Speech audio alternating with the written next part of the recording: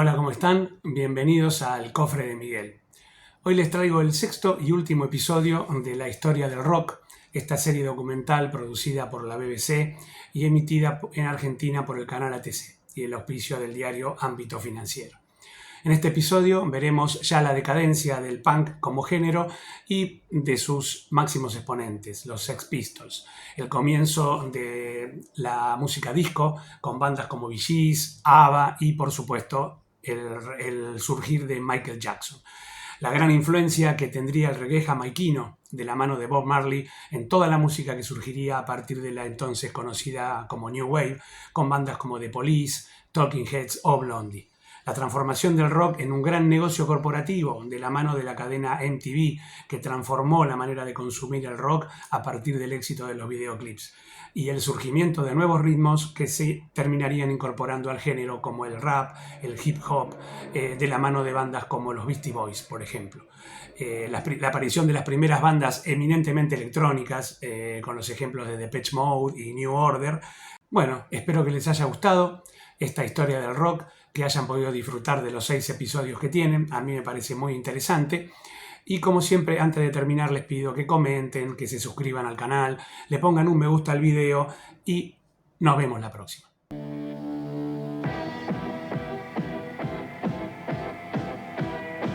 Just when punk was in danger of becoming a monotonous format, a London band who had started at around the same time as the Pistols branched out in a new, unexpected direction.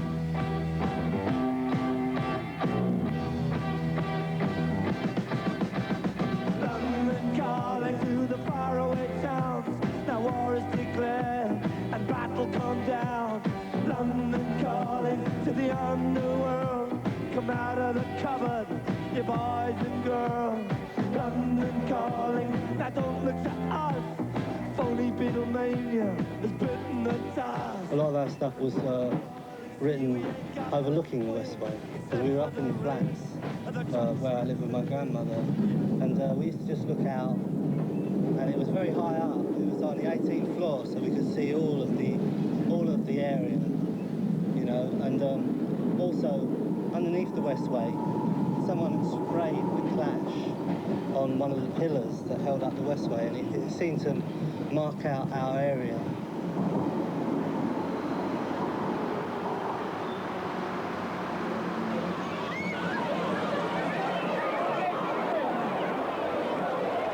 The train's been stopped, and down below on the Portobello Road, there's swirling chaos and looting. When the Clash really first started, I was about 17, and really it was a strange period because, I mean, you can walk down Portobello and you can hear a bit of reggae out the speaker over here, and then over here they're playing Latin music, or further down there's rockabilly. It's quite strange if you stand in the middle and hear all these influences all at the same time.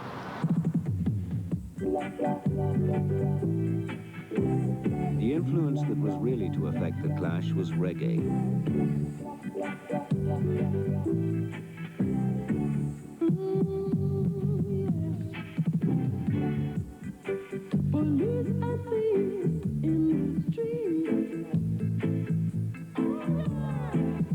The Roxy, I don't know, it held about 2,000 people, and obviously they were all punks.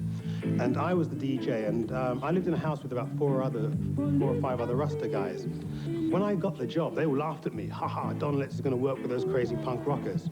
And the funny thing was, it was so early in the days of punk rock that there weren't actually any punk records to play at that time. So I had to play something that I liked, primarily, and that happened to be my first love, which was reggae. And it seemed that the punk rockers could relate to it, I guess because it was the only rebellious sound around at the time.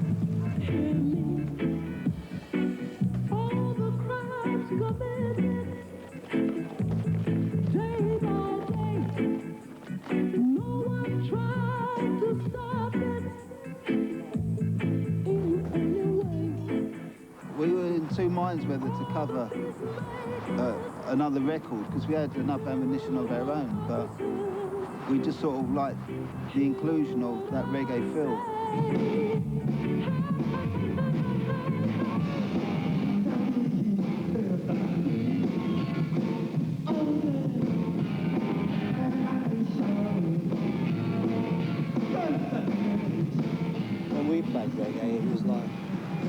guitar was quite heavy, you know.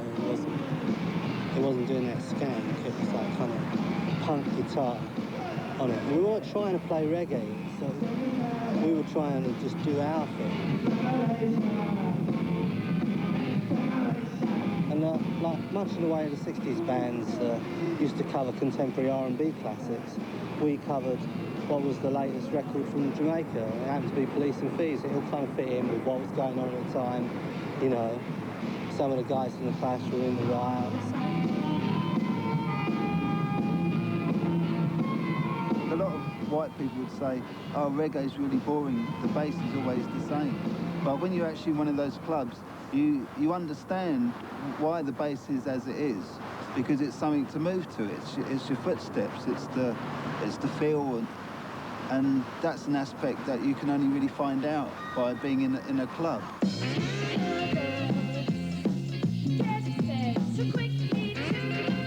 The Clash were not the only punk band to be drawn to reggae.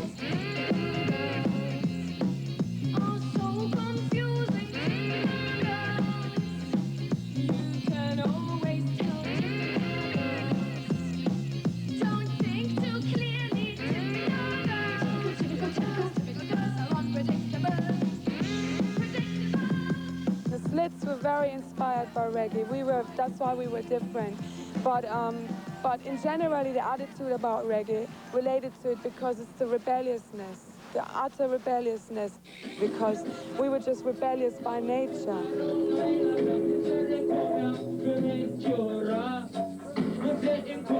Ariana became so engrossed in it that, you know, she had longer dreadlocks than me and spoke Jamaican, heavier than me, and it became quite disconcerting because she was from Germany.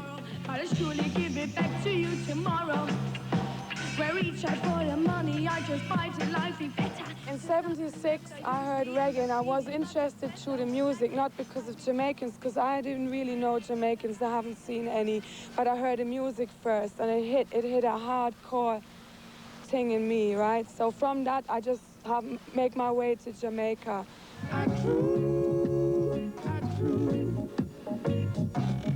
Everything I say, country boy. Not all punks actually went there, but increasingly Jamaica came to be a powerful force in their music.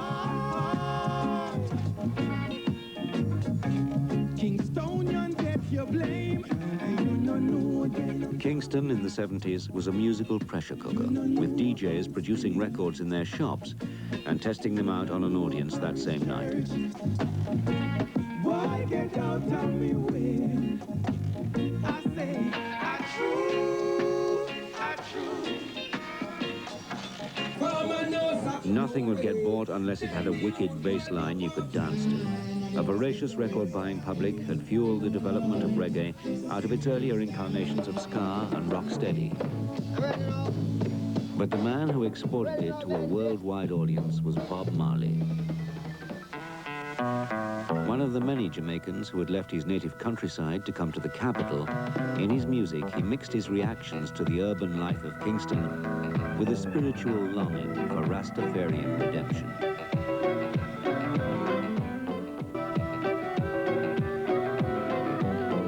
I think that reggae has some identity with that very first instance when music was introduced within creation, because that's the only way it could have identified with all races.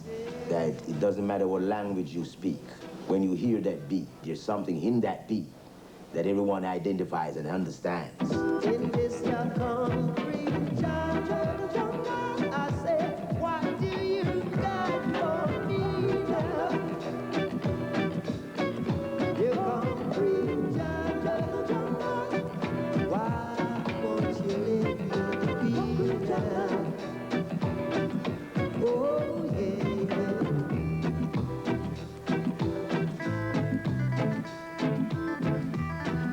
When you listen to a foreign record, when I say foreign, I mean anything that's made outside of Jamaica. It could be in America, it could be even the same reggae artist. The way the engineers have this little weird attitude with them, right? You go into the studio, they have all the equipment to do everything. And you crank out the bass. My God, man, turn it down, you're gonna blow my speakers? right? And you take the same equipment and come to Jamaica, and these guys crank it up, man.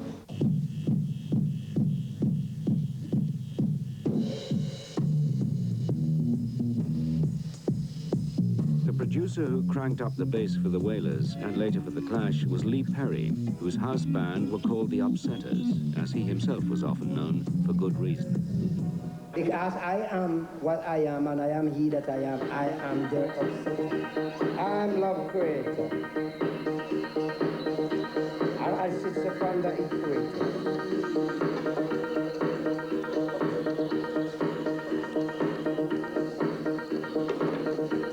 I am a technological star. I'm not a reggae star. I'm a technological star. Yeah. Black and white and mixed. Lee Perry welcomed the opportunity to work with punks as part of his perpetual quest to do things differently. Often called the Phil Spector of reggae, he finally burnt down his famous Black Ark studio in protest at the iniquities of the Jamaican record business. So we're going to the studio. The drum represents the heartbeat. The bass is the thought, the line that flies. Walking bass, talking bass come from here. That's the brain. Boom, boom is from here, the heart.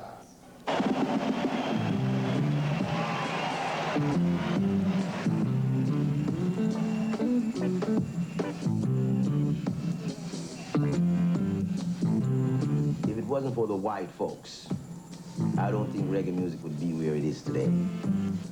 Because from the very first instance that the Wailers came on stage in London, you know, you felt that you were accepted. Because of that, you know, that quick to accept kind of attitude that white folks have, recognizing things of value very fast. The Wailers started to get real international success in 1977, just at the time punk was breaking.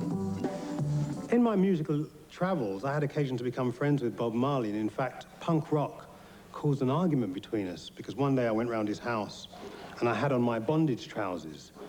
And he said, "Done, we are deal with mountaineering." And I said, "No, Bob, this is the thing now, it's punk rock." And he's like, "Nah, get out of here." And sure enough, 3 months later, he made a record called Punky Reggae Party. After seeing the Clash play, Bob Marley wrote and recorded the song with Lee Perry. So come with your heart and soul. Yeah. Let's have a punky reggae party all night. If we can learn to do a little of everything, then it makes your market better. Because a little punk and reggae could work. The man who loves punk would buy that song because there's a little of his thing in it.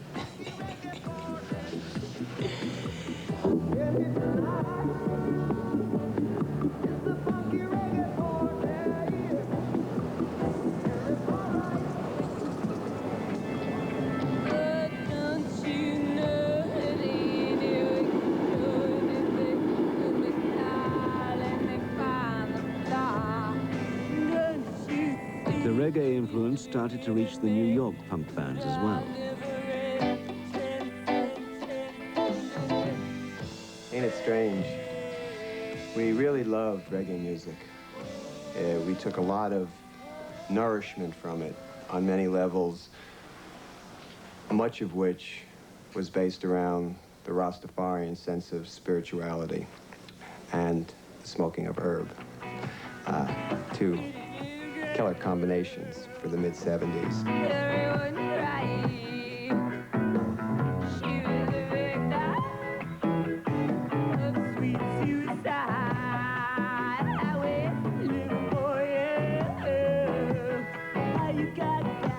We make it down a yard and export it over broad. Mix it down on tape and transfer it to record. Reggae gone international. As I may tell you, reggae gone multinational. Roxanne, you don't have to go on the red light. Roxanne. It seemed as if every punk rocker started to walk with a skank. I'm gonna use it. The new true openness to reggae rhythms was to prove infectious and often more commercially acceptable for a mass audience than hardcore punk, certainly in Britain.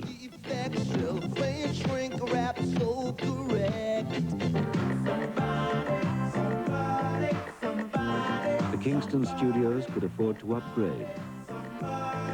Punk interest had helped to establish reggae as a lasting influence on rock and roll, despite the tragically early death of Bob Marley himself.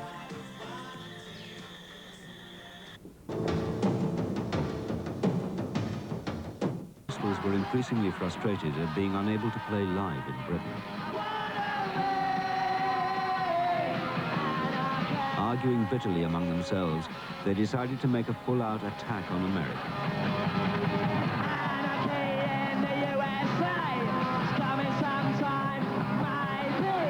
I was asked for the group to play at Madison Square Garden. Sid by then had become a heroin addict. For a variety of reasons, I thought it might be more interesting to play in the South, in tiny little venues. There'd be no point in playing to the north of America, you know, the New Yorks, because you'd be really just preaching to the converted. You should always go where you're not wanted first. There's more to achieve.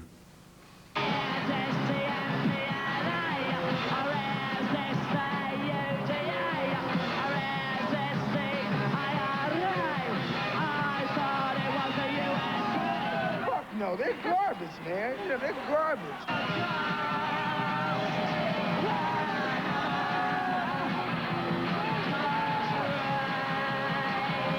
The Pistols are just out of sight. I think they got a lot of balls. It's about time we got some street fighting men here in America. It's about time we got someone to rile the people up. I think I heard one time that they urinate on the audience one time. Why, I don't know. It just sounds goofy. What's your impression of America at this point? Load of shit.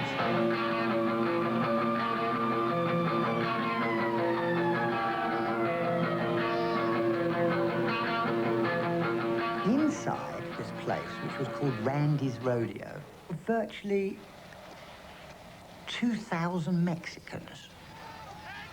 And it was that part of Texas.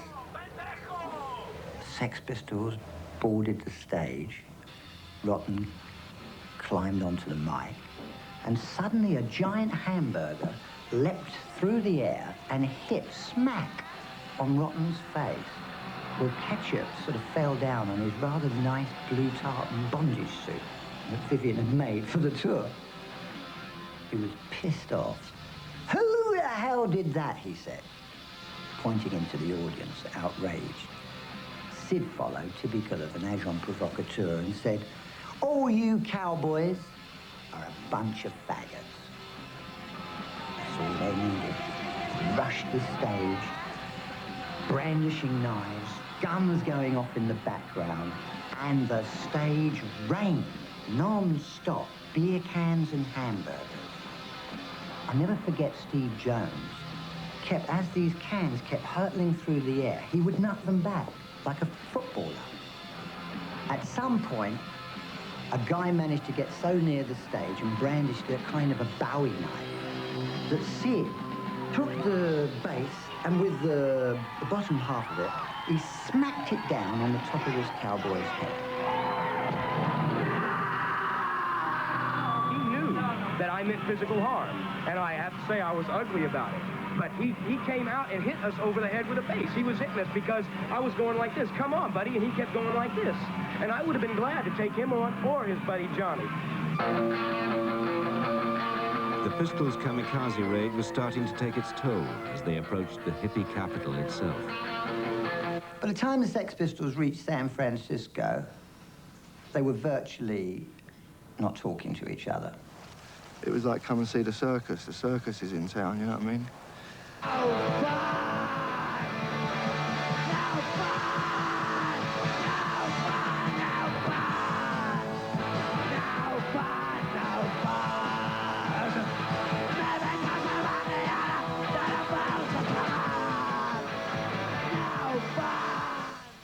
I couldn't see any way of discontinuing, and that's why it stopped when it did. I Ever get the feeling you've been cheated? Ever get the feeling you've been cheated?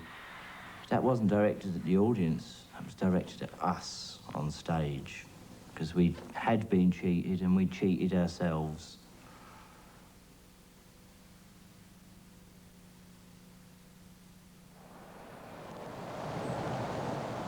As the end of the 70s approached, it seemed as if punk might have failed in its attempt to ever gain acceptance in mainstream America. For the original bands in New York, it was time to change if they were to survive.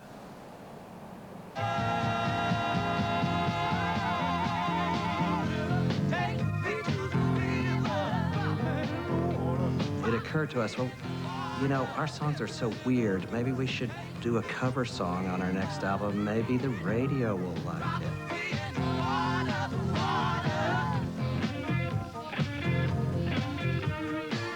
Instead of just, all of a sudden you got something which is making your pelvis not only go in and out, but also side to side.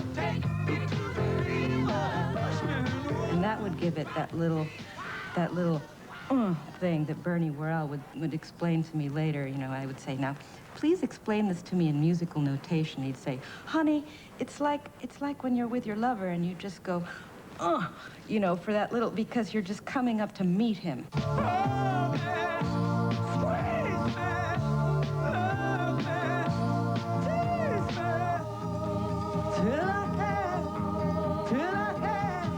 Sure enough, the radio did like it, and I think it was our first top 40 single.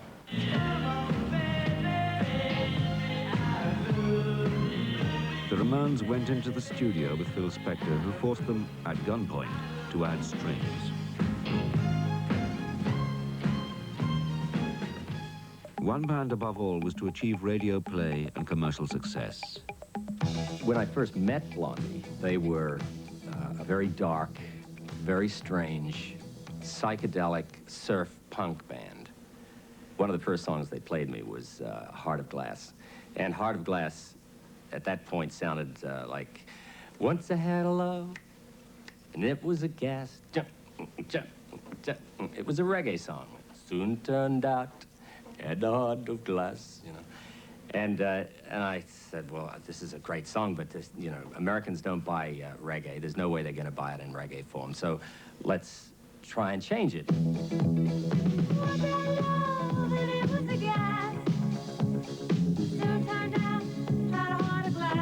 And the way we presented the record was palatable to radio and consequently palatable to the American audience and the world audience. Love is so confusing, there's no peace of mind. If I fear I'm losing you.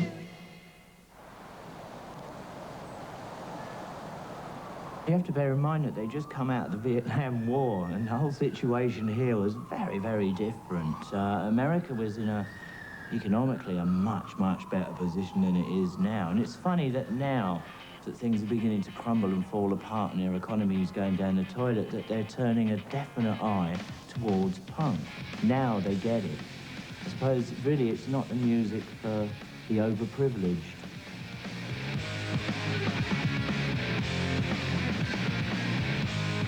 Radio and a lot of the media in the States finally caught on about 3 or 4 years ago with the Nirvana phenomenon. Other groups had kind of picked up the mantle, and the original groups, Clash and Sex Pistols and us and all, most of us had long since disappeared. But in a sense, we'd finally succeeded through these other groups.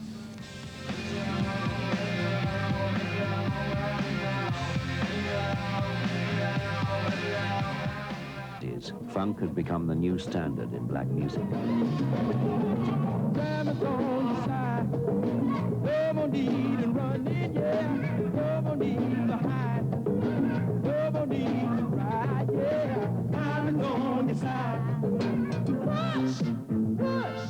A lot of bands sprang up with their own variants on the formula, reworking the old Motown choreographed steps, but with wilder colors.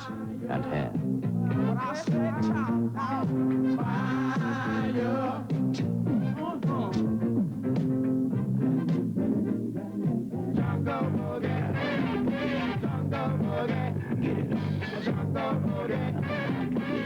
Behind the exuberant facade, the funk groups were having some problems. The music industry is not separate and distinct from the things that are going on in the community. I mean, there was forced busing, there was affirmative action. All these things were making some resistance to black music and black people in general. In order to get airplay on white radio stations, many of the bands developed a lighter, more melodic sound.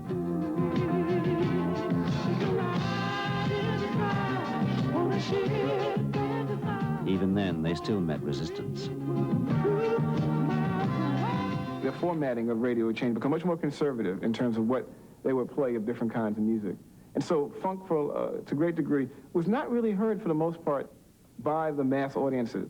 Those lines were drawn. You know, black music is for black folks on black radio stations, and white music is for white folks on white radio stations. But now we found that the buying public could care less. They were just interested in music that made them move. But the problem was convincing the record company. When I come home a little late at night. CBS were one record company who did wake up to the possibilities of cashing in on the growing dance market. They were the first of the majors to set out in pursuit of black producers. In Philadelphia, they discovered a pair who would give that city its own distinctive trademark sound.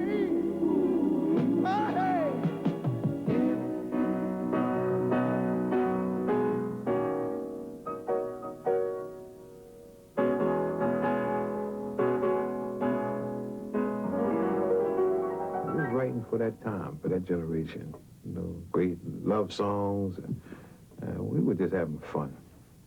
That's what we were doing. We were having fun and overjoyed that they liked them. Every time we wrote a song, it was a hit. Yeah, that was unbelievable. Kenny and Leon were magical in what they were able to do, the Philly sound, because they were able to keep the funk in their music, but yet make it nice and mellow and sweet, because of, you know, Philadelphia horns, strings that they put on top of it. But underneath all of that, there still was the driving bass line. There still was the drum. The Gamble and Huff style, it like put a bow tie on the funk. You know, it made it elegant. Gamble and Huff's music came with really strong sing-along melody and the lush treatment. I mean, the step beyond with the full orchestra really took it to a new dimension, took R&B to a new dimension. Some people got to have it. Hey, hey, hey. Some people really need it. Time to be all.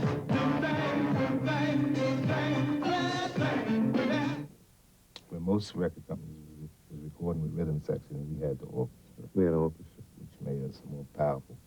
And it was a little classical, a little gospel, a little jazz, and a little bit blues. Yeah. And that's basically what it was.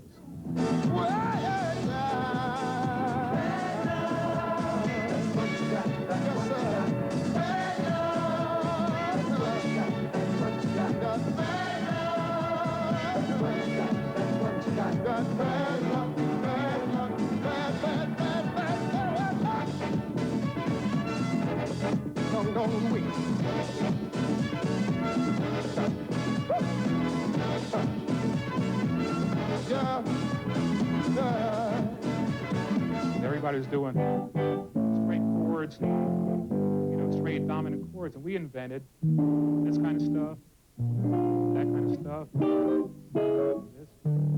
We sort of got into the upper partials of the chords. In other words, like he said, all the rock groups would play just C major. Well, we got into, we spread the chord out. Everybody was playing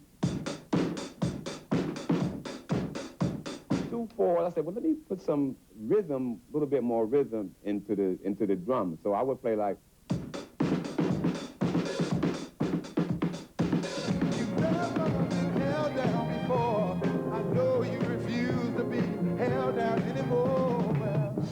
It's more like a melody on a snare drum.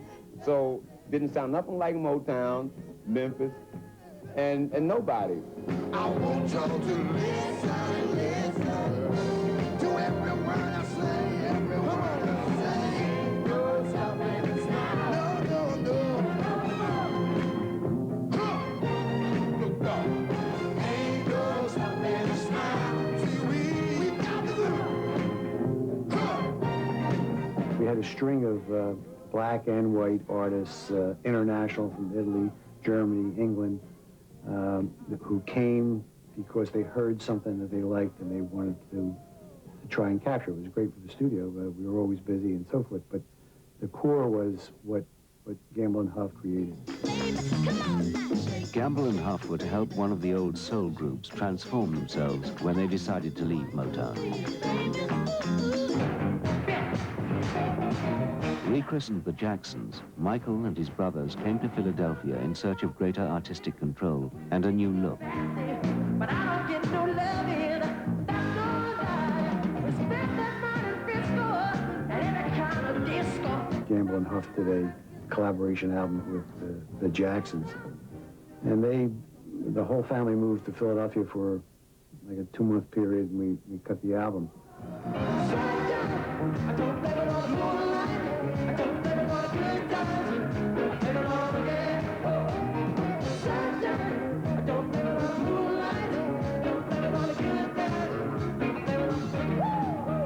I think one of the interesting things that really became apparent even back then was that Michael had his own, heard something in his head, and he was an active participant in the production. He wanted to do his own ad-libs, and he wanted to turn the mic on, you know, I just want to record this little part, and he heard little things he wanted to add.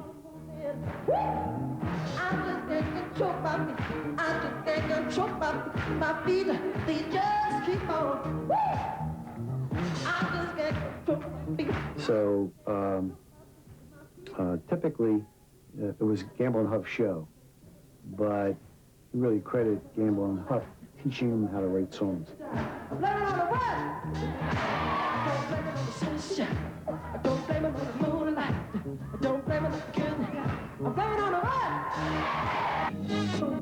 high-energy, heavily orchestrated Philly sound was the beginning of a new phenomenon.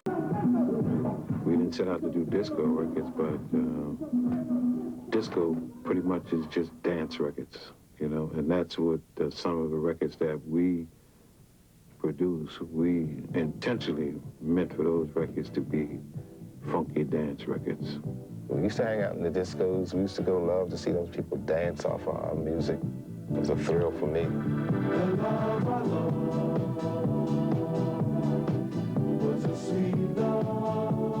Disco began in the gay clubs of New York and at first remained an underground phenomenon ignored by the big record companies as minority music.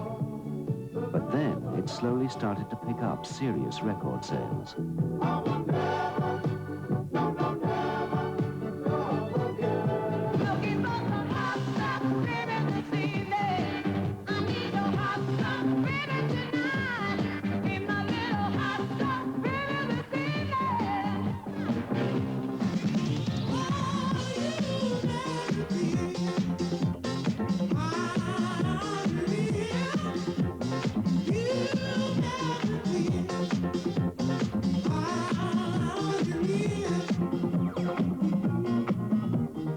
While small independent labels spread the disco sound, the majors were waiting for a vehicle to attract the white rock audience.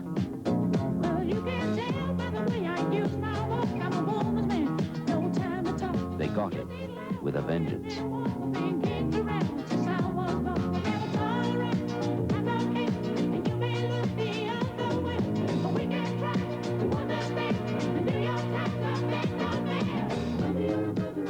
The Saturday Night Fever soundtrack in 1977 pushed disco firmly into the musical mainstream.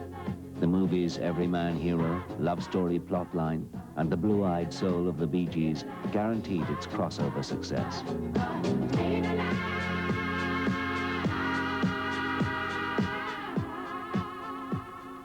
At the height of the disco craze, you know, you could record the national anthem to the disco beat, a la Saturday Night Fever, and have a hit.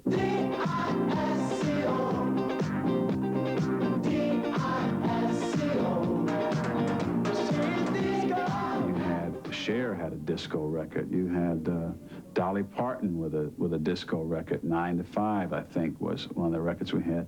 And you had Ethel Merman with a disco record. Even the most hardened of old rockers jumped onto the disco train.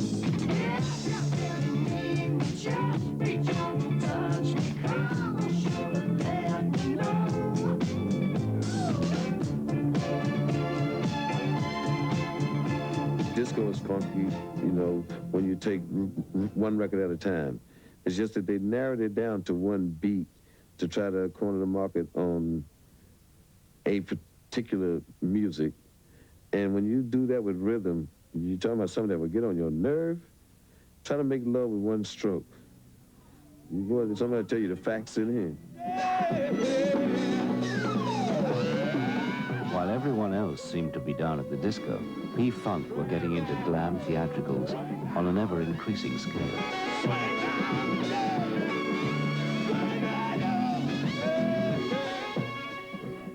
We bought a spaceship. We bought clone costumes with wings on there that are leather, not plastic and not, you know, felt material, but we spent a lot of money, in other words. We had to look more glitter than any other band. If we was going to be glitter, we had to do it better than anybody else had done it.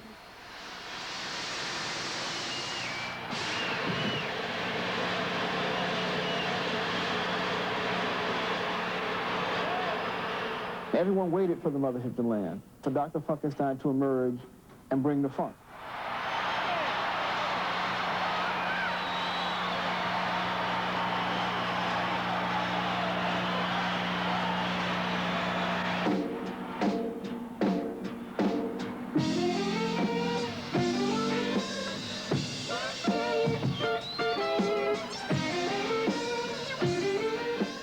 George gave you the black people in space. They had a whole elaborate science fiction view of the future, if you will, that was very contemporary, but also not like reality. It was reality, but not reality. Everything came out of the street environment, but it was heightened. It was taken to someplace else, someplace of the imagination. I said, maybe these guys really are from outer space, you know.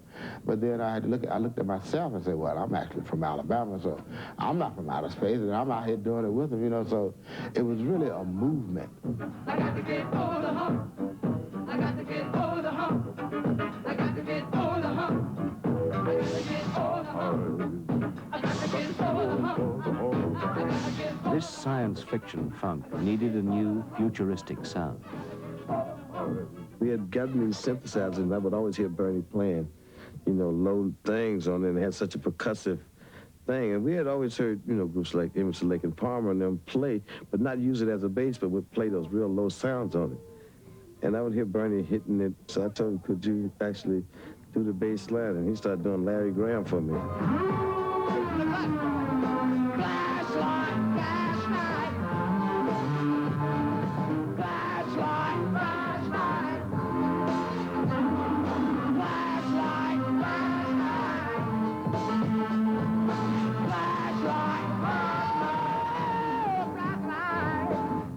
Bernie started doing this thing with it. I would do and he started loving that. And then he started doing it like him. He been started doing it on the Moog, right? So everybody started grooving on that.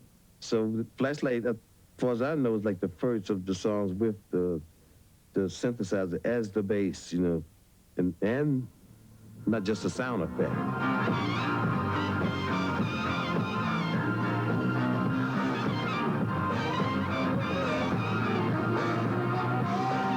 By the late 70s, Clinton's elaborate staging was taking on enormous proportions. For his funk operas, he took the best players from other bands and added singers and dancers until the stage was teeming with sometimes as many as 40 people. P-Funk would bring an army. They had an army on stage. So we tried to compete in a sense, you know, and we tried to get into that space thing and everything. So we added like 3, 4 female singers, and we added more people other than our, you know, our regular core unit with 7 people, just to try to stay afloat. And Earth, Wind & Fire, they brought more members on stage with more horns and singers. So just to compete, our band had to become a bit larger, just to stay afloat of all that. But P-Funk, they just came with the bomb, basically. We want the funk, let me hear it. Give us the funk. We need the funk. We gotta have the funk. Y'all say, we want the funk. Give us the funk. We need the funk. Y'all got to get ready. Gotta have the funk. We think that we're funky. No, I mean, we had our share of funky stuff, but they were actually the funksters of all time. Everybody come on up here. Y'all say, shit, goddamn. Get on. The funk bands eventually got so big, they started to crumble under their own weight. Ironically, it would be the very instrument that Clinton had promoted, the synthesizer, which would help to replace them.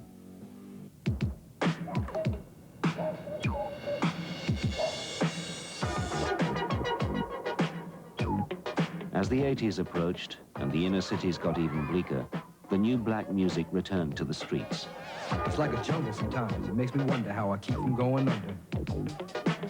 It's like a jungle sometimes. It makes me wonder how I keep from going under. The kids in the street got tired of all these 50 musicians and strings and horns, and the cost of production was so great. The music was losing some of its soul, it was losing some of its funk. Yeah! Yeah, boy! Bring that back one more time. Bring that beat back, man. Bring that beat back. Bring the beat back. Y'all want to hear that beat, right? Bring that beat back. 1, 2, 3, 4. Although the rappers of the next generation didn't need large, complicated stage productions, technology ensured that James Brown and George Clinton's music was kept alive, and that their bass lines and drum beats would live on in 1,000 sampled versions, making the music forever funky.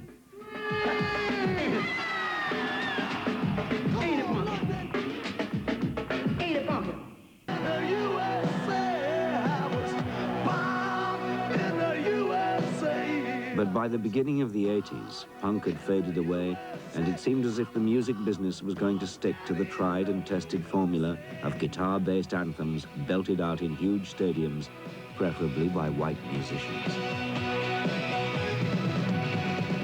Rock music was fast becoming a corporate business on a global scale.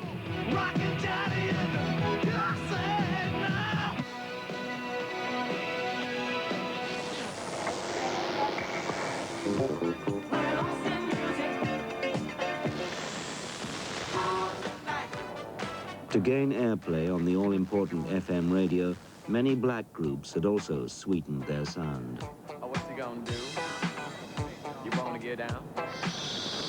But just when it seemed as if the whole world of rock and roll might be getting too comfortable with itself, as always, something came along to bring the music right back down to street level. This new revolution was to be greeted with as much fear and suspicion as when the very first rock and rollers had disrupted the airwaves. Appropriately, it came not from the elegant Manhattan of the music business, but from the Badlands of the Bronx.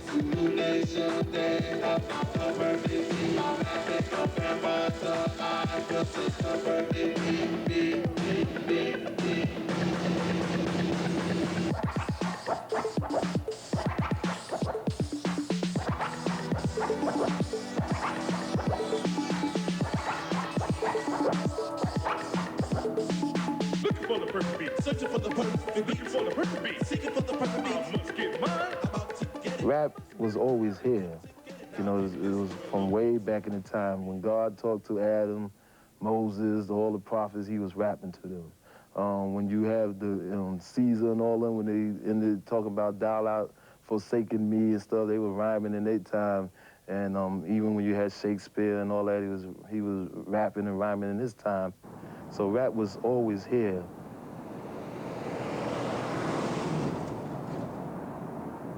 Young blacks in the Bronx had evolved a distinctive style of breakdancing and street graffiti known as hip-hop, with a soundtrack provided by local DJs like Bambaataa. In classic hip-hop style, he himself had once been a member of a local street gang, the Black Spades, and he never forgot the political struggles black leaders had fought in the 60s.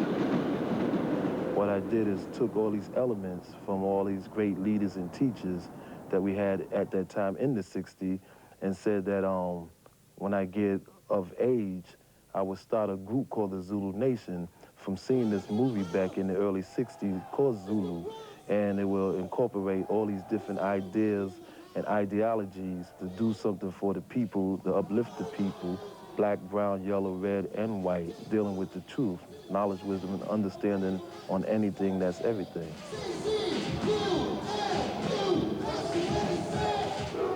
Bambaataa wanted to create a new sound for the Zulu nation he had formed. For I love no other one but you. Come on down and let us know that you love us so, and maybe that you never let her go. You can be so and so, so baby. There was an old reggae tradition of DJs talking and singing over records as they played them. In the late 70s, this was brought to the Bronx by a Jamaican immigrant, DJ Kool Herc, who started doing it at street parties. Bambaataa was quick to follow his example. With myself, I came right behind the brother, and I started picking up on all the different music that I was having in my record collection. Bambaataa's choice of records to play was particularly unusual.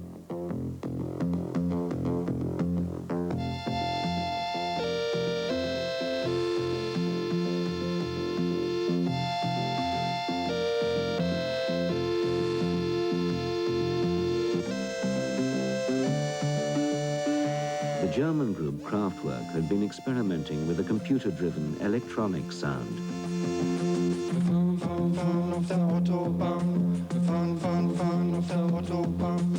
Although they had had some chart success with Autobahn, they were still largely considered a novelty act.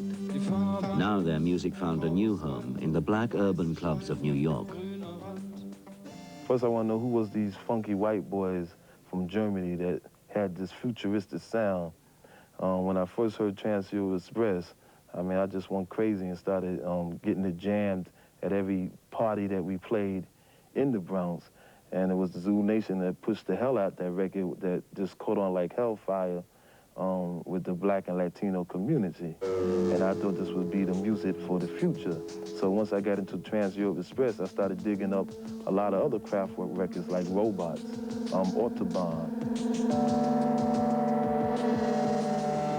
So I looked around and started saying, I don't see no black electronic groups. So when Kraftwerk came out with Numbers, I said, yeah, that's where the electro-funk would come. Taking inspiration from Jamaican DJs, Bambaataa remixed Kraftwerk to create Planet Rock, a track which would provide the blueprint for a whole new musical movement. It was created with the help of a budding producer who used the newly affordable technology of samplers, sequencers, and drum machines to the full.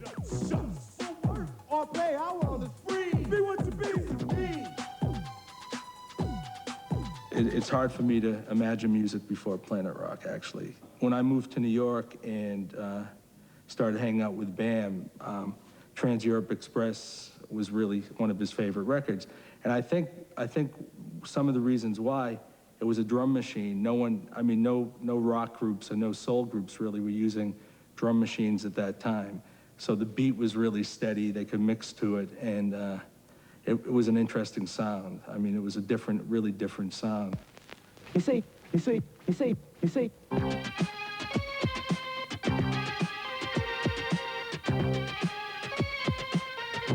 Hip-hop had found its own distinctive musical voice. This record craft work made my job easier. This record allowed me to go to the bathroom. This record allowed me to go get a soda. I can play it from and just go take a walk because it was funky. It didn't make sense to cut this record, to be DJing it. It DJ'd itself. He say 1 for the trouble, 2 for the time. Grandmaster Flash, along with Bambaataa, represented the start of a new phenomenon for the 80s, the DJ who could create hits as well as play them. I would say I took an arrangement that was on wax and rearranged it. I took the particular pieces and parts and passages that I felt would keep the crowd in a frenzy. I guess I was just one big human sampler, so to speak.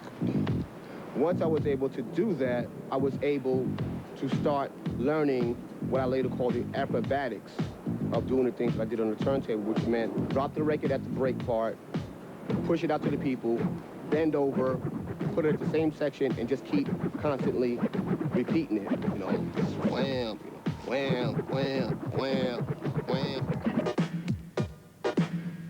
The first track to really make an impact on the world outside the Bronx came in 1982. Far from the usual inanities about life on the disco floor, the message gave a chilling account of ghetto existence. Broken glass everywhere, people pissing on the stage, you know they just don't care. I can't take the smell, can't take the noise, got no money to move out, I guess I got no choice. Rats in the front room, roaches in the back, junkies in the alley with the baseball bat. I tried to get away, but I couldn't get far, cause a man with a tow truck repossessed my car. Don't push me, cause I'm close to the edge. I'm trying not to lose my head. It's like a jungle sometimes. It makes me wonder how I keep from going under. Unlike all the other established genres of music, they're confined, meaning that 8 times out of 10, there had to be a melody, right? And on top of the melody, the singer had to sing in a certain key. There was an intro, there was a chorus, there was a bridge. With hip-hop, that don't matter. You can sing off key. Our subject matters that we can talk about are almost unlimited. Musically speaking, we can take a piece of Frank Sinatra. We can take a piece of Led Zeppelin, a horn blast from James Brown, a horn blast from anywhere. If it's properly strung together, this was hip-hop.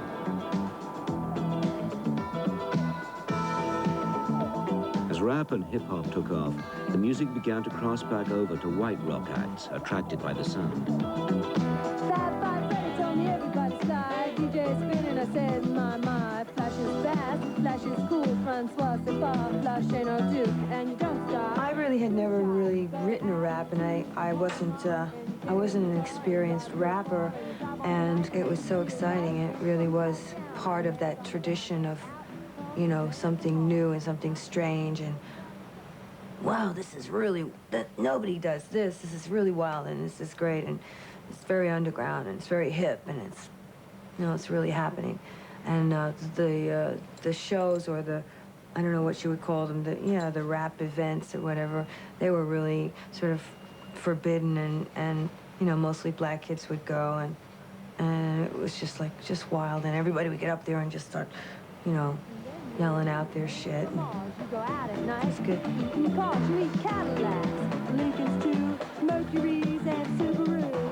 I thought it was quite weird, but cute for Blondie to for example, you know, on the song Rapture. I mean, to this day, I don't know what she was talking about, but it was just cool just for her to make the attempt and do what she did for the record.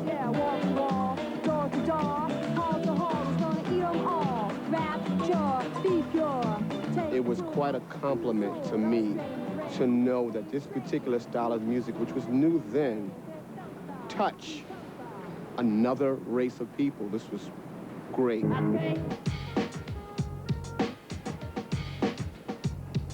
The vibrant New York sound caught the attention of a British band. most bands were placing an emphasis on guitars, and we thought we'd try and do something new and place the emphasis on the drums.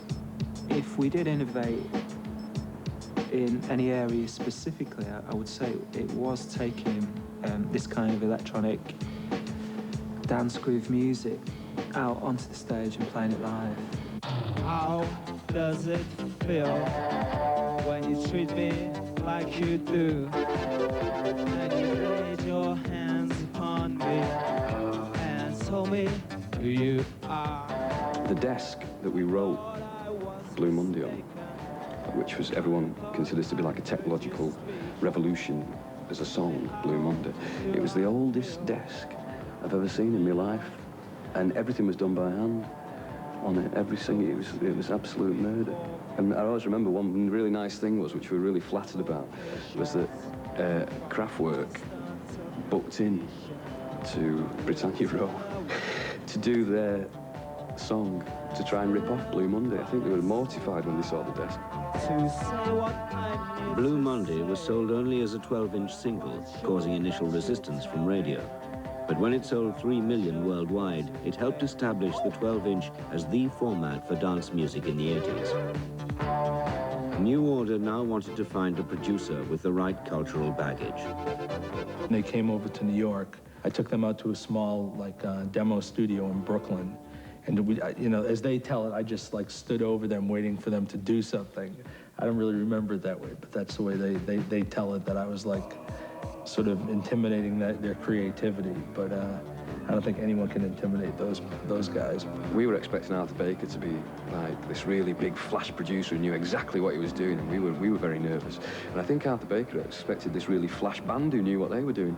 And I remember sitting in this guy's house in the Bronx in New York for hours, just looking at each other, just scared to death, thinking, what the hell are we going to do? And we were just jamming, and it was like, oh, God, because it was the first time we'd ever gone in the studio without the track written. So we went in basically and did 2 tracks. We came up with some stuff, and we did Confusion and the track that became Thieves Like Us, which, I just gave them the multi of Thieves Like Us, and I finished Confusion.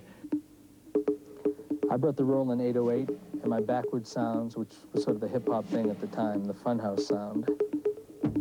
New Order brought the bass, Pro 1, which we also used for the sequence.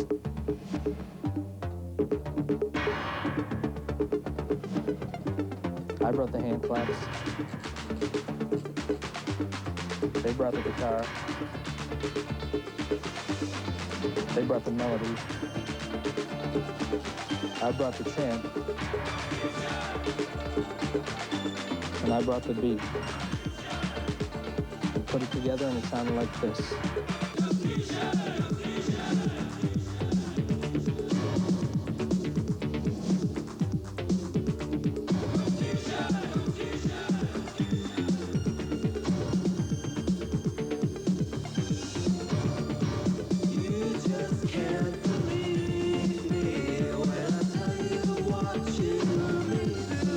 I remember the really amazing thing, we finished the session and he took the tape off the reel and took it to the Funhouse, which was this mad club in New York, great place, and actually put it on and played it. Normally, whenever you finish doing something, you don't get the buzz of hearing it anywhere else for months and months, and by that time you've sort of lost it. And to actually, for him to take it out and play it was amazing.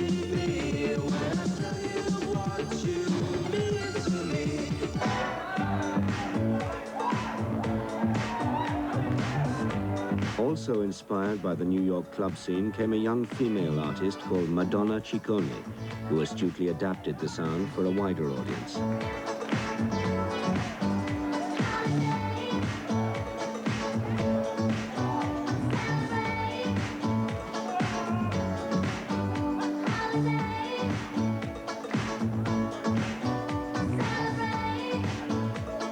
What Madonna built on, to a certain extent, was the music that was coming out of the black clubs in New York.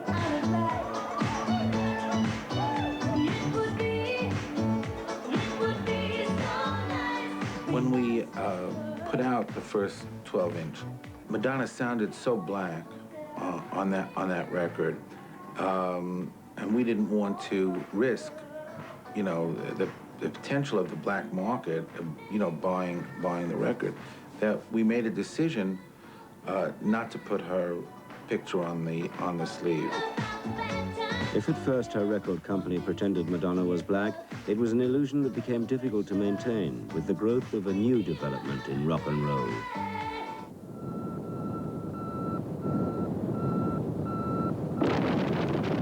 You are about to participate in a cable adventure, which reaches from the outer limits to your inner sanctum. You are experiencing the sight and sound of MTV. Music television. When MTV started broadcasting pop videos in the early 80s, it changed the way music was marketed.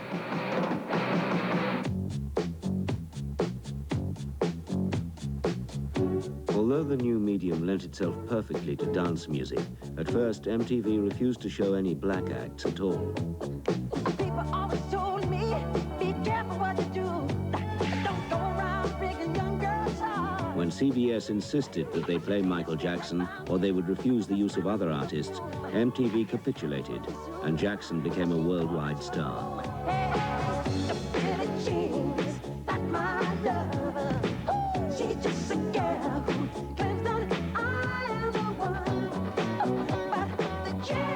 Showing Michael Jackson on MTV was one thing, however, but hardcore rap was quite another. You ain't gonna believe this place. Word. I'm telling you, come on, you gonna bug. Hey, this is a rock and roll museum.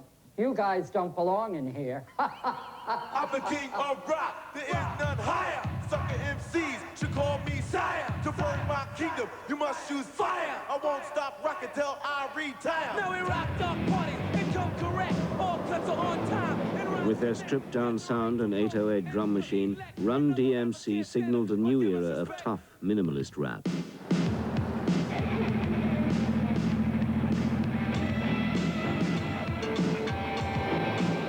The reason why Run DMC used the rock guitar, on our records was because before Rap Records was made, before we was even rapping in the studio and going to make records, we used to have to find records to rock over. And being the type of rappers that we were, we didn't like rapping over anything that was soft or watered down. So we had to find big beats and loud, loud sounds that were just as massive and awesome as we were when we was attacking the microphone. It's not Michael Jackson, and this is not Thriller. It's one death rapper, I know I can hang. I'm ripping Run DMC, like Hooper Cool in the gang. From to the rock to the road. DMC stands for devastated mind control. We would wear street clothes, use the street music and the old school flavor with the echo chambers and make it feel like it's straight out of 1970s in the park, and did it raw. Every jam we play, we break 2 needles. There's 3 of us, but we're not the Beatles. My name is Darryl. You can call him D. You can call me Darryl Mack. Or you can call him DMC. People always ask, DMC, what does it mean? D's for never dirty, MC for mostly clean. The major labels' reluctance to sign rap acts left the market wide open for new street entrepreneurs, 2 of whom got together to form Def Jam Records. I met Russell Simmons at a party, and he was surprised that I was white because I had produced a record that he really liked a lot. And there weren't any white people really involved in rap music at that time. I had produced the first 2 Run DMC records. He loved them. He produced that It's Yours record, was my favorite record, So we just started working together. It had nothing to do with like color or anything, I mean, he definitely knew about things I didn't know anything about. And I knew about things he didn't know nothing about. And I guess that worked for both of us, I got to listen to some rock records I would never have heard at that time. And there were classics and stuff I didn't even know. I lived in a vacuum, and so, and he did too about black music, but not about rap music, because he was a fan, So we made a deal and we became partners. And we took Def Jam to Sony. We finished the whole Run DMC album, and I thought it would be nice to have a cover song on it, as there'd been no rap artist had done any real cover songs to date. And I looked through my record collection and found Walk This Way, and the guys in the group were familiar with it. They thought the group that recorded it was called Toys in the Attic, because that was the name of the Aerosmith album that it was on. And they used to just play the first 4 bars of the beat, and they used to rap over it, so they were familiar with the beat.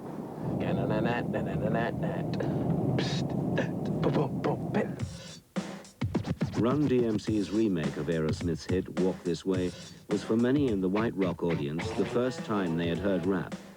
Initially, the rappers assumed that, as usual, they would simply be remixing the track.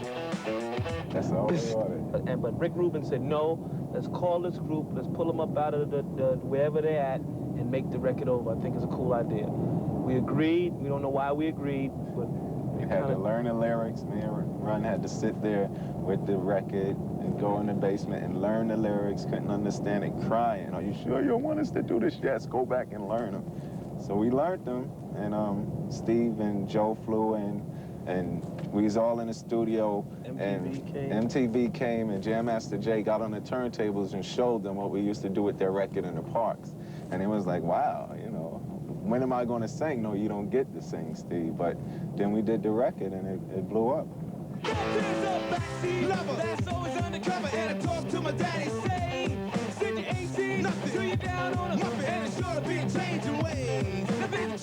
Making Walk This Way wasn't a problem. They were rapping over Walk This Way all their lives. But Run DMC went and said, you know, we're just going to have a drum beat here. We're finished. I'm going home. So well, what about the bass lines? What about a bass line? That's for those other artists. We don't need them. We never needed them anyway, you know. We usually cut the beats over our records, you know what I mean? Let's just go use a turntable to make a record. We ain't messing with no musicians today.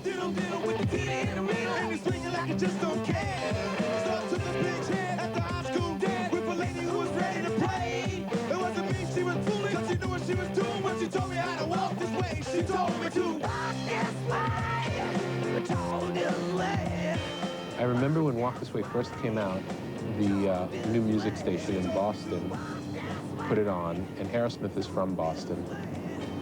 And they put on the record, and they got so many hate calls, you know, saying this is like sacrilegious. This is Aerosmith's town, and you're playing this, you know, rap version. And it wasn't really. I mean, it was and it wasn't. If you listen to it, it's not that different, honestly.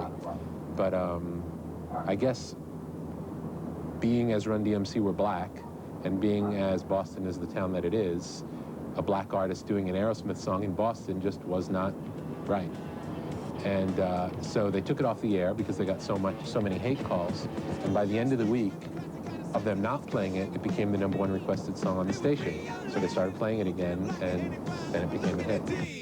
I was a high school loser, never made it with a lady. Till the boys told me something I miss. Then my next door neighbor, the daughter had a favor, and I gave together little kids like this. The song revived Aerosmith's flagging career, but there was still resistance to rap. 7 a.m., one concert, over 60 artists. Only one channel has all 17 hours of Live Aid, MTV Music. But not quite all. Run DMC were the only rap act on the bill. When they came on, MTV cut away to something safer. For a day in 1985, Live Aid turned the world into a global jukebox. But rap was still considered too dangerous to be included. All right. Who the hell are you? We're the band. The band? Where's your instruments? What the...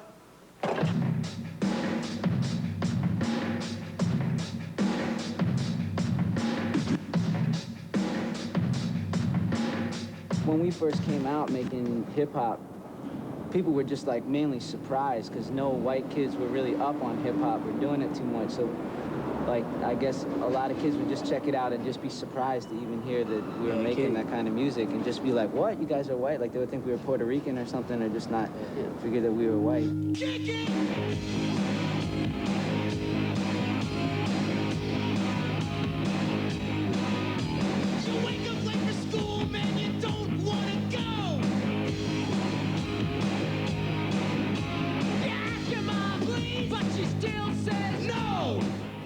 I first met the Beastie Boys actually in a grill, just hanging out, because we were all punk rock people who really loved rap music.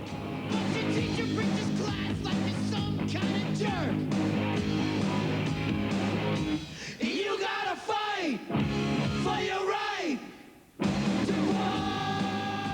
definitely came from like a whole AC/DC, like Led Zeppelin, Long Island, like rock background. That he pretty much, I guess, in that sense, kind of introduced us, because we kind of came from like punk rock, like, all right, forget about that shit, you know. We just wanted to, you know, do hip hop, and he kind of definitely brought that kind of in a big way. I mean, definitely we got real into it and got into the idea of like Led Zeppelin having beats, or, you know, AC/DC having grooves and beats or whatever. They came to my office. They had on red sweatsuits and do-rags. I was like, and red Pumas or something, I think, I don't know. I was like shocked, because that's not the way it looked in Dance Interior. You know, the image was, we're rappers, don't we look like them?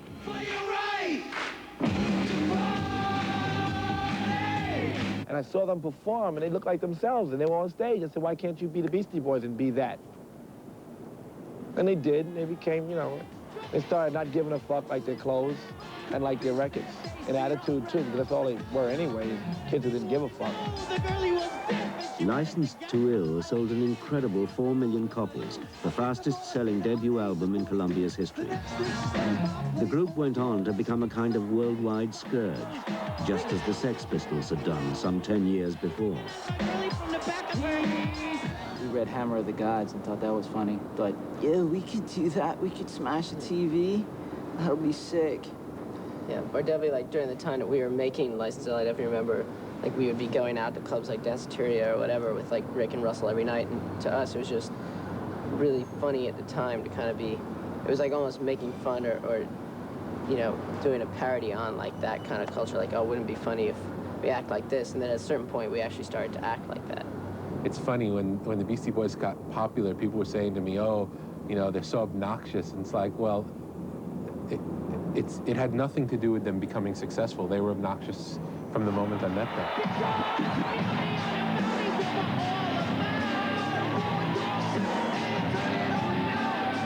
If the Beastie Boys' records were offensive to the ears, their live shows were an affront to all the senses. But we're performers, you know, first, foremost, entertainers. Just like MC Hammer. And the show, yeah, and the show is first. It's the utmost for us.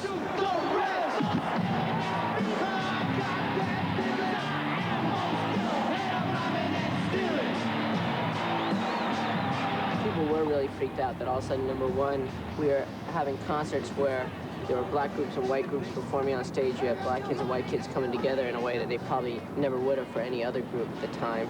And then, you know, all of a sudden we were like kind of in the heart of this like kind of Bible Belt conservative and these part kids of the country. saying the worst things with their foul mouths. These mad, nutty kids. So, you know, we kind of definitely freaked people out at that point. And that was when the PMRC was really cool, when they were like right at their strongest peak.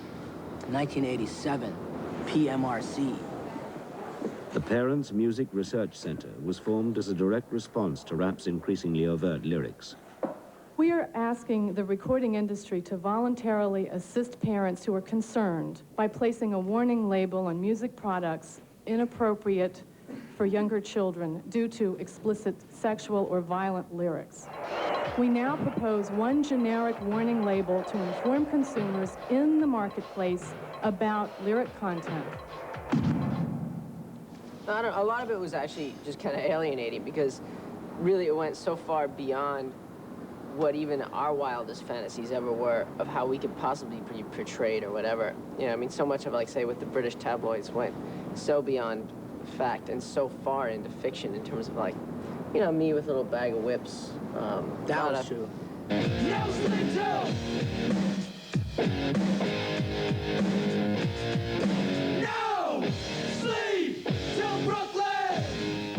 We happened to come along at the right time of bringing hip-hop to a large number of people that maybe wouldn't have gotten it right then. But if we hadn't come along, there's no question in my mind somebody else would have, or another chain of events would have happened. Hip-hop music or rap music would have reached all those people eventually anyway. By 1987, rap had started to become predictable, with a gold-chained macho style.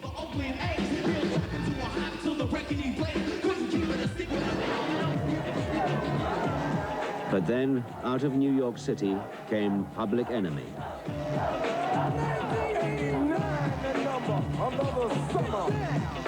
Sound of the funky drummer. Music keep your heart, cause I know you got a soul. Music can change things and it reflects things. Music can change and dictate because it's information or even misinformation being passed through, which will spark a response. Music is also reflective of what goes on. You know, action speaks louder than words, but words can dictate action. You know, life is not all music, but life can be a particular social politic. So that's bigger than the music. Music, you know, people don't need music, so to speak. People need food, shelter, and clothing. Music comes after that. Elvis was a hero the most, but he never meant shit to me. Yes, he's straight out racist. The sucker was simple and plain. Motherfucking in John Wayne. Well, Public Enemy was significant for a lot of reasons, you know. I mean, it's like Public Enemy didn't rap about partying. You know, I mean, Run DMC talked about a lot of social issues in a way, and so did a lot of people, but no one got political. Public Enemy talked about the state of black America, and every black kid in America was a public enemy, you know? That sort of helped to create another level of awareness for the rap audience, a lot of people in the rap audience. And it was very significant because it changed the way a lot of people made records. Here it is, bam! And you say, damn, this is a dope jam. But let's define the term called dope, and you're thinking me funky now, no? Rap music is sort of like the satellite of black communications now, because a person that's doing a record in South Central could get recognized in Poland from their own description via word. Here is a true tale, by the ones that deal, all the ones that fail, yeah. The anger and the rage in Public Enemy was reflected by the uncertainty of a lot of our people. There's anger and there's rage, but not a lot of focus upon where this anger and rage is derived from. And we tried to do it in our music. Talk about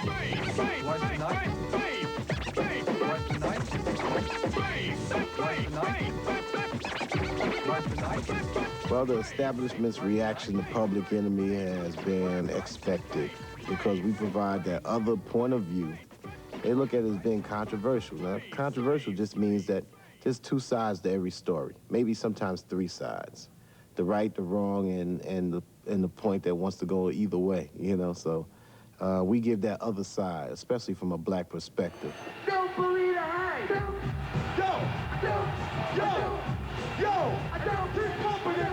Yo. By now, some rap videos were being aired by MTV, but more politicized rap, such as Public Enemy's, were still being overlooked. MTV's reluctance was based on ignorance and a misunderstanding of facts. You know, the people that were programming it and conducting it in the early 80s were into their type of music. So that type of show reflected what they were into. The Michael Jackson thing came along and kind of usurped some of their surveys. And then, you know, rap was grossly misunderstood. And Run DMC proved with the combination with Aerosmith that it was bigger than that, but then still MTV probably thought that it was Aerosmith that was doing all the work. Yo. 88 was the experiment with Yo MTV, which blew it up out of proportions, which actually in 88, 89, and 1990 proved that rap was more popular than anything else that they were showing on the network. You are now about to witness the strength of street knowledge. Los Angeles suddenly remembered it had an inner city as rap's focus of attention shifted to the West Coast. Straight out of Compton, it's a crazy brother named Ice Cube. From the stupid dope gang with an attitude. When I'm caught off, I got a sword off. Kick knowledge and bodies all hauled off. You too, boy, if you get with me. The police are gonna have to come and get me off your back. That's how I'm going out. For the sucker duck brothers that If Public Enemy had stirred things up, it was as nothing compared to the establishment's outrage at the gun-glorifying gangster rap that came straight out of Compton. that's dropping in your face. So give it up smooth. Ain't no telling when I'm down for a jack move. Here's a murder act to keep you dancing. Where it's come with this gangster rap, I think, you know, of course it's an illusion. And it's a fantasy type of situation. I don't believe a black person could be a gangster in America. Gangster is a person that could commit a crime, get away with it, and make somebody else pay for it, namely us most of the time. And then if you want to be a gangster, you want to fight for power. But, you know, a lot of us are fighting each other, and we're all powerless. Don't ask to battle me, homeboy, what's that? You wanna battle me, boy, you better be strapped. Cause where I'm from, it ain't about all that playing. Now that's what I'm saying. In 1988, the East Coast was ready to rise again with the humor and melody of De La Soul. Greetings, girl, and welcome to my world of phrasing right up to bat. It's the daisy age and you're about to walk top stage, so wipe your lottos on the mat. Hip-hop love this is, and don't mind when I quiz your involvements before the sun. But clear your Their 3 Feet High and Rising album was so influential, it was dubbed the Sgt. Pepper of rap. Squashing other deals, cause they've already been squished. Freeze a frame of our moves the same, wish we can continue right behind the bush. You'll stay with me, I know this, but not because of all my earthly treasures, or regardless to the fact that I'm past the noose, but because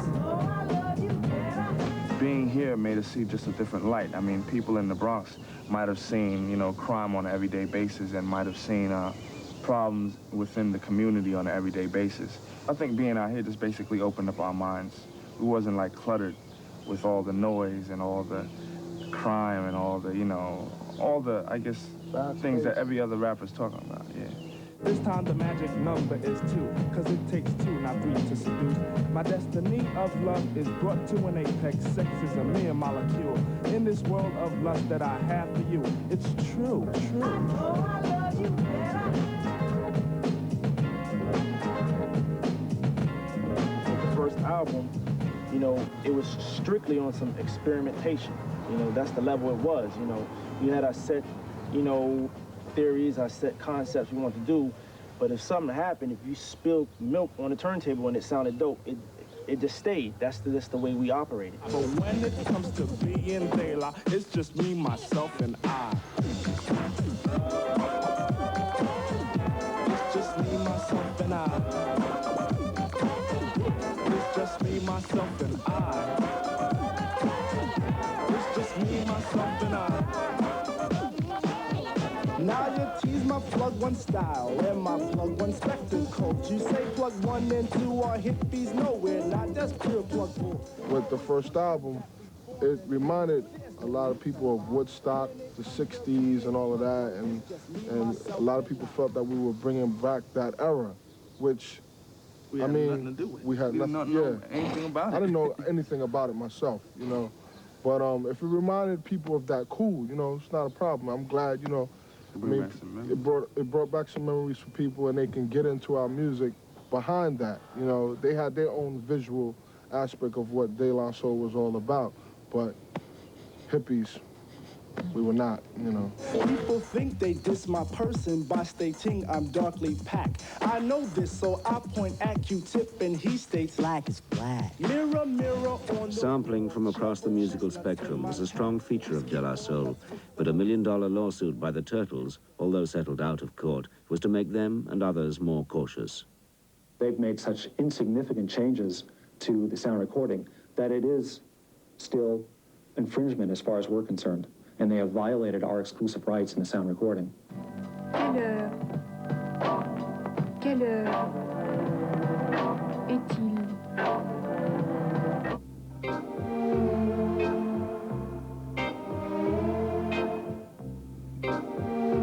Now you have to clear everything, whether it's a holler or a whole entire bar of music. You know, your lawyer already you usually sit down with your lawyers at the beginning of your album, you know, the lawyer who works at the record company or whatever, and they'll tell you, well, at this present time, you know, what's his name? Herb Alpert. Herb Alpert don't like rap no more. He don't want you to sample from him. Don't touch his stuff. Or Herb Alpert's asking for $8,000 up front. Do you want to pay that? You know, they'll let you know what's going on. And you get, like, basically this big sheet of who not to mess with, or you know if you're going to mess with them, you got to pay some dough. And it's on you to use it or not. First you get your record, your rare groove or whatever sound that you choose to sample. Just, you know, try not to sample nothing that's gonna get you sued. Place your record on the turntable. Play your groove or your sound that you're trying to sample. Get your level on it. First, you have to assign it to the channel that you like. And go to get your level.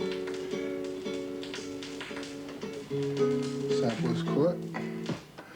You go to edit sample. To the channel you assigned it to, turn your levels all the way up. And proceed to edit your sample to where you want to start it at.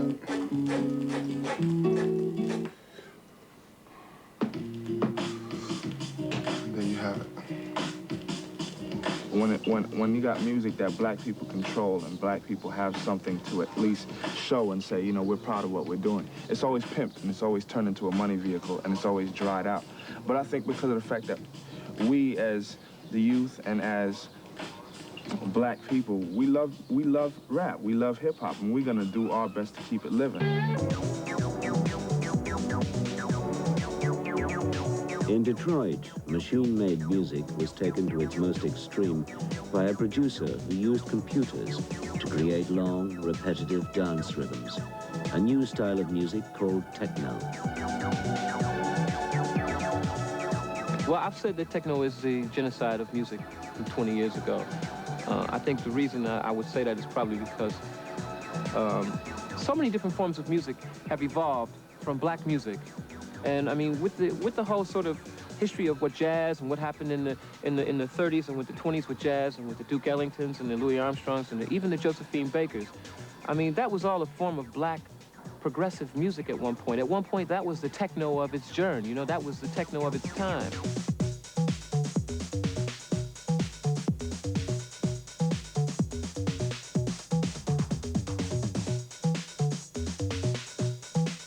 Computer has given us an opportunity to tap into history, you see, in a way that we never could do it before.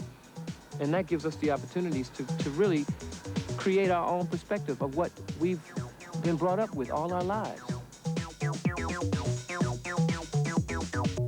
Techno has informed every form of music. I had Depeche Mode in my house a few years ago, on my fucking living room floor. New Order. You know, I've had people come into my house just to knock on the door to hang out. They wanted to know what the fuck this music was, basically. Where it came from, who was doing it, how could you do it? At the same time, we always admired these type of people because they were, to us, pioneers.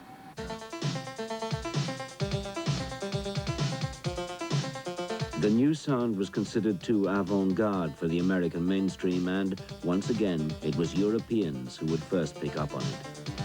I never really understood the way that with dance music, where people fought against it. I mean, even in America, when New Order used to go, there was a lot of resistance from you using sequences. Americans didn't like using sequences, which I thought was absolutely ridiculous. I mean, it's a machine and it just does what you tell it to do. I mean, it has to be written by somebody.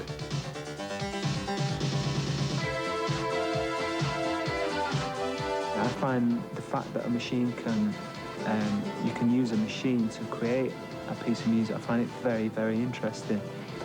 And I'd rather see a room full of machines coming out with a great dance track than some boring, fat session musicians who are way past the sell-by date, playing music that is way past its sell-by date as well. It's sad, in the 20th century, in the 90s, we have to still go the same bullshit route that other artists have had to go to get acceptance. Black artists. Because we're not entertaining bouffon idiots, we have to go someplace else to be accepted. And that's absolute bullshit. If it wasn't for the independence, if it wasn't for the small little dinky little cities and the few little ghetto black guys trying to make music, it would have never happened. As quiet as it's kept. Some of these guys will never make a dime. Some of these guys will be poor and die alone. But in the process, they've been the true renegades. And the true rebels always walk alone anyway.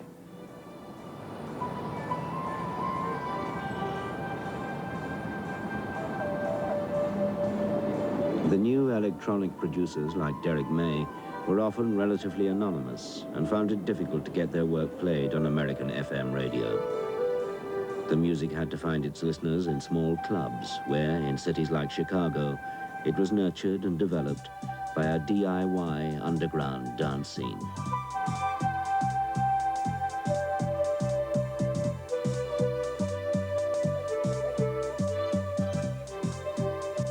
The main focus of any great club has always been the dance floor and the sound system. When you take clubs like Continental Baths or the Loft, the Garage, the Warehouse in Chicago, the thing that was being sold at those clubs was the dance floor and the sound system. Those are the most important things. I didn't know very much about a whole lot of the technology. Probably the person that helped me to think about moving into production a lot more seriously was Derek May.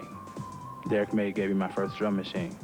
He used to always tell me, you know, you really ought to think about being a producer.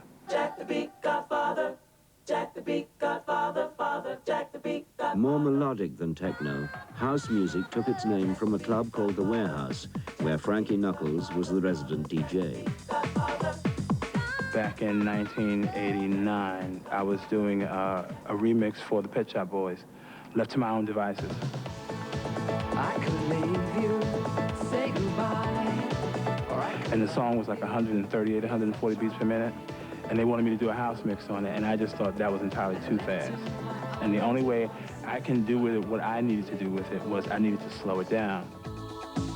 Say goodbye, I could love you if I tried, and I could, and left to my own devices. I think the necessity of house mixes and remixes on so much music that comes out, especially the rock music, it doesn't always work. Lil Louis Vega just finished remixing a song for Julio Iglesias. And he did a whole house thing. You know, he did the typical Masters at Work thing with it, which, I'm sorry, I don't see Julio Iglesias in here.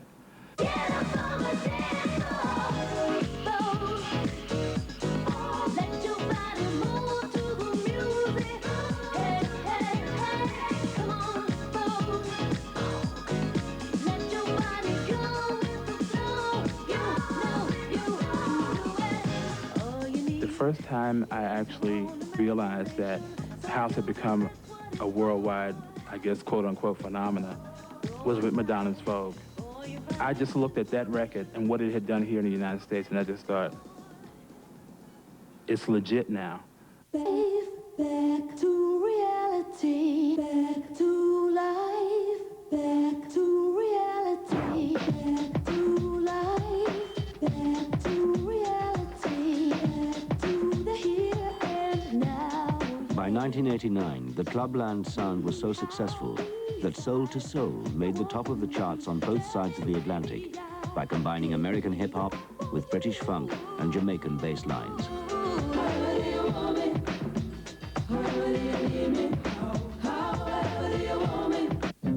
That skinny man died of a big disease one little day. By chance his girlfriend came across a needle and she did say, at home there's 17-year-old boys and they're had fun. Being a gang called the Disciples high on crack. I told no machine gun. The explosion of black dance music and its effect on rock and roll was brilliantly summed up by Prince. He showed how a combination of melody and guitars, the focal points of the 60s and 70s generations, could now be combined with 80s dance rhythms to give new life to rock and roll. Hurricane out and ripped the ceiling off the church and killed everyone inside. You turn on the telly and every other story is telling somebody died. My sister killed her baby cause she couldn't afford to feed it and was sending people to the moon. September my cousin tried to reach me for the very first time. And I was doing horse, it's June.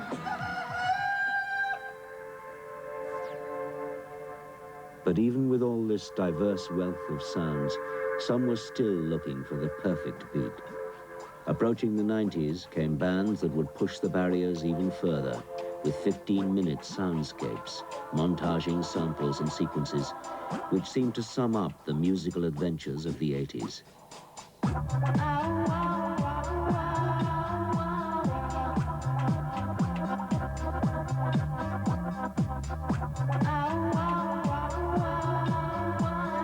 earlier part of the 80s, there was still this undeniable urge to release records with choruses and verses, even with dance music.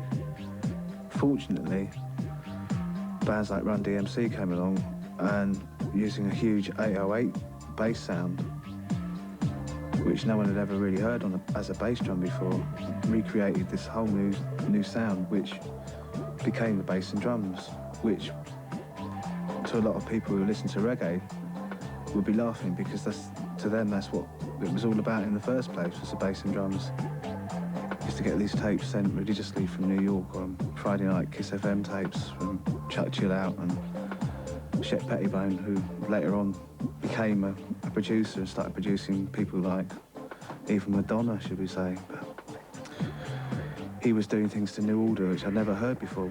You see a connection when you think, well, I really like what Derek May's doing, why does it sound so different? And then you find out that he liked Kraftwerk. There's an answer. House was another ballgame entirely. It became, to me, I got eaten up by it. In the late 80s and into the 90s came the Summers of Love. Thousands of people traveling in convoys, gathering in fields, and dancing through the night. The imagery was reminiscent of the hippie trails of the 1960s, complete with a love vibe, except this time with a different soundtrack.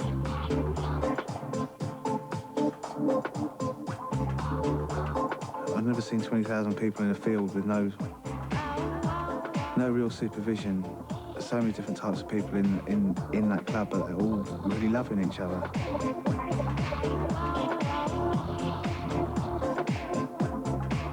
Well, DJs took over the part of being the band without actually being seen as a band. You could, again, go to a club and become the band by dancing to the DJ's music. That's where the orb started off.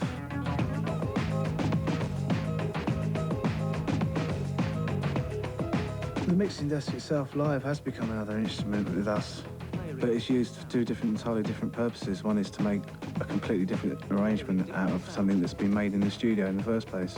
We then moved it forward and put a live drummer on stage with us to play through a mixing desk, and a live bass player and a live percussionist. Now we can start experimenting from just doing 12-minute takes to doing like 40-minute versions live, using technology and old instruments together. The skies like when you were young?